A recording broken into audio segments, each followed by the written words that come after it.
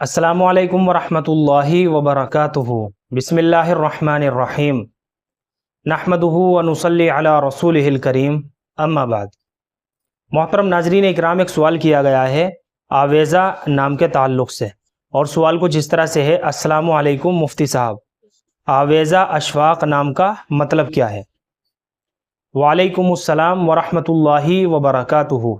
देखिए, आवेज़ा नाम का जो माना है वो है कान का जेवर।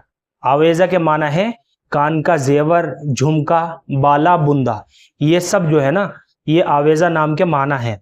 और अशफ़ाक़ के माना है इनायात, मेहरबानियाँ, हमदर्दियाँ। देखिए, ये दो नाम हैं और दोनों अलग अलग हैं। अशफ़ाक़ नाम जो है ये अलग है, ये लड़के के लिए इस्तेमाल होता है।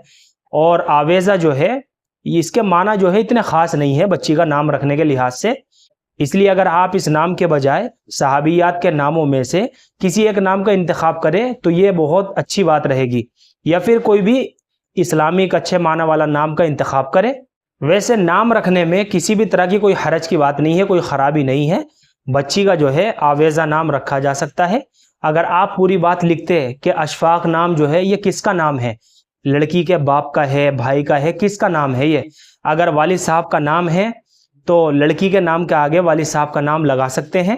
जैसे लड़की का नाम आवेज़ा है और वालिद साहब का नाम अशफ़ाक़ है, तो आवेज़ा अशफ़ाक़ करके भी लड़की का नाम रखा जा सकता है। इस नाम से हम बुला सकते हैं। तो आवेज़ा नाम के माना है कान का झुमका, कान का जेवर, बुंदा, बाला।